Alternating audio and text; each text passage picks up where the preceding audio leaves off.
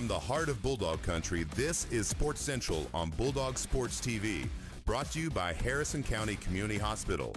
We're your weekly home for in-depth coverage, highlights, and insider insight on everything South Harrison Bulldogs. Whether it's game-winning moments or what's coming up next, Sports Central is your front row seat to it all. It's time to break it down, fire it up, and celebrate Bulldog pride like never before. Let's join your host, CF Rainey and Andrew Sweat. All right, so CF Rainey Andrew Sweat here on Sports Central. Again, brought to you by Harrison County Community Hospital. Big thanks to them, as well as all of our business sponsors and family sponsors that help make all of our broadcasts possible. So Andrew, we'll get into it here in a moment, but Andrew was with me last Friday over in Scotland County. He made the long journey with me all the way almost to Illinois to Scotland County. But talking, you and I were talking a little bit before we started about softball, and so we'll actually come over to this view for a minute.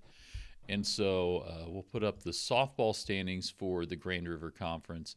So South Harrison, they beat Lathrop in a non-conference game on Monday, 11-1. Got rained out Tuesday. That's supposed to be a conference game versus Putnam County. But you can look there, and they set atop the GRC at 6-0, and then with that 14-7 overall record. Andrew, they've played a huge schedule, 21 games. You look at the next team down, Gallatin's only played 6 total games. The number of tournaments they've been in, over 40% of their games have been against larger schools. And so, I mean, you played baseball and things, just what that does playing that level of competition and how that can help a team going forward. Yeah, absolutely. I mean, 21, that's correct. I had 21 total games for South Harrison played thus far. And, Gallatin, who's their fiercest competitor in the GRC, obviously they already played each other. But that level of experience above another team like that is, I feel like you don't see that very often, but, that's good. We're signed up for a lot of different tournaments, playing teams we don't usually see. We mentioned Elias Catholic, Odessa. There's all these big schools, Hickman. I just learned that South Harrison played all them, but they've held their own, and that's pretty impressive for a kind of a low-tier school in Bethany, Missouri, to keep up with the big guys. Yeah, and so they also set, and I don't have that, but they set probably at the top of their district standing right now. They don't quite have, because of the competition they've had. They've got a few more losses, but their number of wins puts them up there. I think so far they've played everyone in their district and won except Hamilton, and I don't believe they play them in the regular season. I'd have to check the rest of their schedule. But coming up, they have Polo at home tomorrow, so we can see their Polo 1-4 in conference, 4-7 overall. And then that makeup game October 2nd with Putnam County, again, another team that's setting towards the bottom of the conference. So you never want to count your chickens before they're hatched, but those two matchups favor South Harrison to be able to probably go undefeated and get a conference championship this year. Yeah, that's awesome. And so we talked a little bit about volleyball when you and I were talking before we started going live. And so the volleyball team, they've had a rough patch, but the last 3 games, they're 2-1 in their last 3 matchups. And again, volleyball is one of those sports, Andrew. I think it's only been going on like 7 years or so. And so South Harrison is still growing in that program. There's not a big youth or club volleyball type thing going on around the Bethany area. And so just developing that through the middle school and into high school. I know they have a lot of freshmen out. So hopefully they can pick up. And I do want to mention tomorrow night, Bulldog Sports TV will be at the softball game versus Polo at Memorial Field. But if you can't make that one, if you can make volleyball, is going to be home versus Brookfield tomorrow night. And so if you can go to the volleyball game, you can watch us and watch the softball game. And so they're going to have a home matchup. Girls golf, we've been following it. They continue to do really well. I think they won their last duel versus Cameron. And again, top golfers, Abby Owens, Ainsley Clint were right there, 1-2 in that.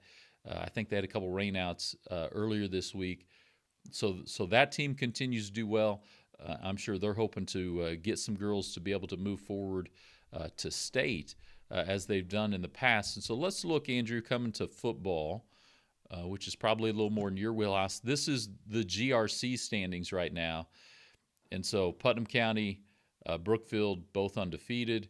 Gallatin with just the one loss. South Harrison with just the one loss. And then it comes down to Marceline, Polo, Maysville, Milan, and Trenton. Yeah. So just looking at this and some things you were looking at online with schedules, maybe just look at the GRC as a whole and kind of give us your feeling on what it looks like going forward. Yeah, it's pretty top heavy, I'd say, for the most part right now. We know, Marceline, they're sitting fifth there. We obviously beat them 42-7, so still a good team, but you have South Harrison, Gallatin, Brookfield, Putnam County right now. Those are really the top squads, and obviously we have the Trenton Bulldogs this week on homecoming, and then next week we have Maysville. So don't want to guarantee any wins or anything, or because anybody can beat anybody, but those should be wins for South Harrison these next couple weeks, and then obviously that big Brookfield game is going to be a big one for the GRC standings if we can go ahead and get that win. And I think it is notable to say Brookfield and Putnam County do play this week, so at least one of those teams is going to have a loss. Yeah, So and that's one of those. Those are the two teams that control their own destiny to this point, and they're playing this week. If you're a South Harrison fan, I think we're rooting for Brookfield to win, to give us a chance to maybe get a share of conference if we can win out the rest of the way.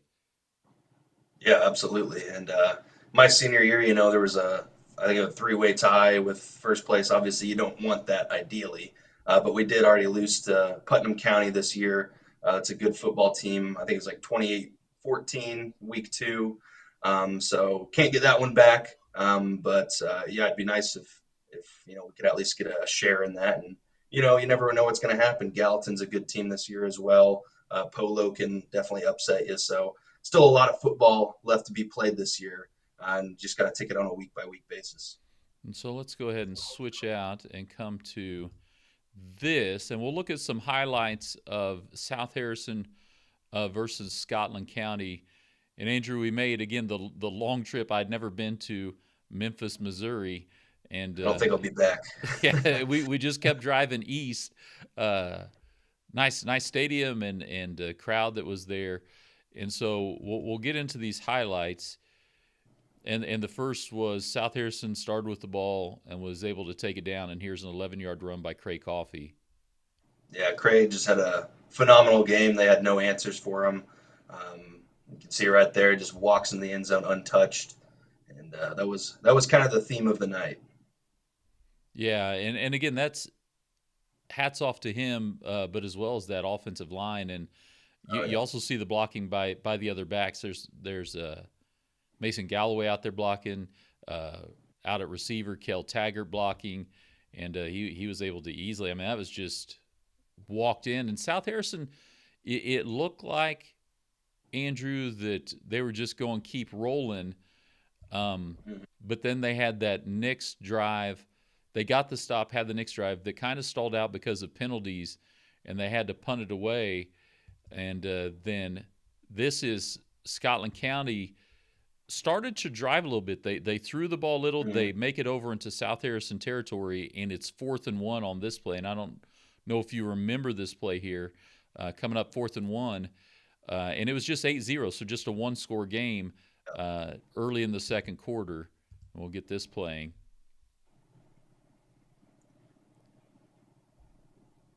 Oh, yep. Remember that now.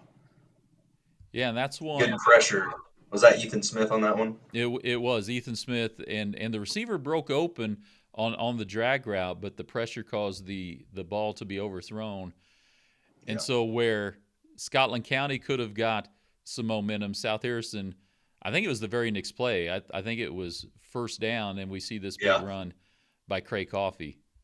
Yeah, and like we said, Cray, he's not usually going to have those long runs, but here he's just untouched again. Great blocking upfield, and the Scotland County defenders, had trouble with him all night long, and that helped him break a big one.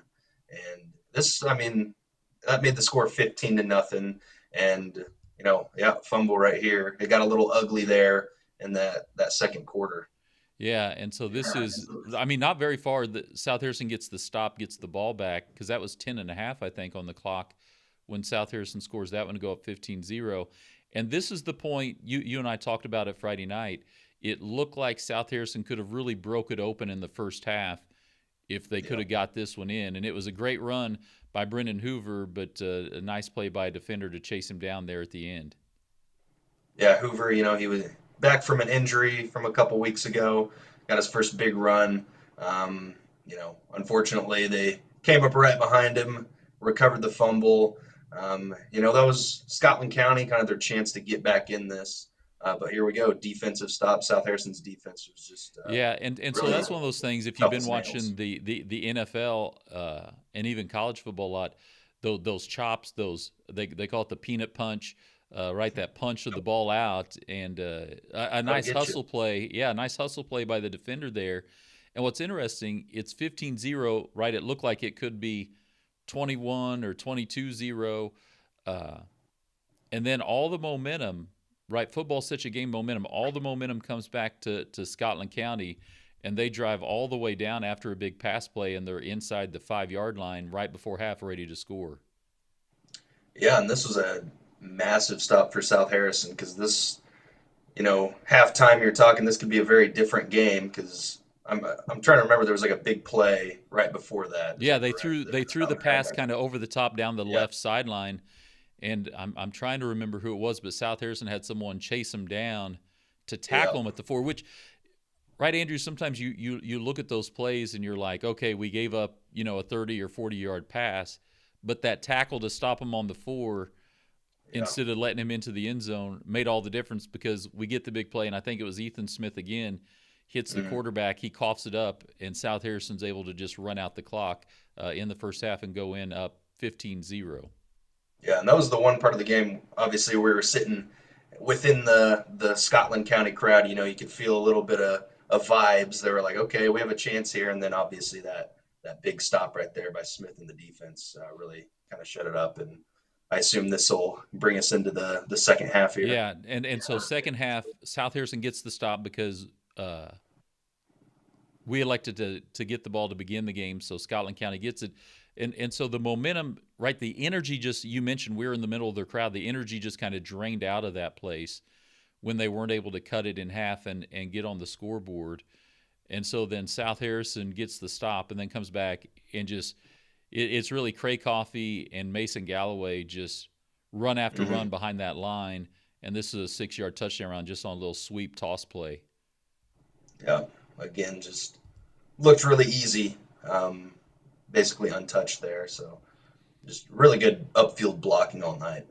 Yeah, and it was a nice block on the outside. And then you can kind of see at the end of that play, uh, I think it was Joel McCall pulling from that guard spot. He's all the way over in the Yeah, far right corner, yeah, kind of a blind side. He's finishing the block all the way through the oh end yeah. zone, and again a nice job by that entire offensive line with Nick Mars, Ethan Smith, Tegan Alexander, Joel McCall, Ruger Johnson, then out at tight end as well, Gage Barclay. Those guys did a great job because then it's now a 3-score lead, and at this point, right, you're not completely up on it, uh, but other than a couple of big pass plays, they Scotland County really wasn't able to get much offense going, especially on the ground. I think you have to establish the run at some point if you want to be a good offense in high school football, and Scotland County just could never do that. No, really good run defense by the Bulldogs, and that D line is it's a headache to deal with for sure. And I know a lot of these teams coming up, they're not looking forward to facing that. And so South Harrison gets the ball back, and here we see the first touchdown pass of the night, Yep. just a little bubble out to Kel Taggart. And again, nice blocking on the outside by both the running backs. Yeah, good blocking and good move there to shed the tackle there. Yeah, and that's it. We talked about again that night. It's the responsibility of that receiver to make the first guy miss. He does that. Then South Harrison gets it back. Now we're into the fourth quarter. And this is just where you knew Scott County was wore down. Again, The second Yeah. touchdown run we see of the night where Cray Coffey basically untouched. Good blocking up front, but you could tell that Scotland County defense was wore down and just Uh-huh. done at that point in the night. Yeah, absolutely. Yeah, at this point, South Harrison, we were ready to rack up the rest of our points and get on the road. We Yeah, had this one in the bag. trying to get an early night, and then Yeah. they finish off. And this is a play you and I talked about. We weren't sure if it was a broken play. Going back and look at it, Jet Cornett just kind of a little tuck and go. He didn't even really fake it, but when we watched it live, we weren't sure if it was a broken play or something, but just a Yeah. little misdirection there for the offense to get in and score another touchdown. Yeah, good unique play call there on the goal line. Yeah.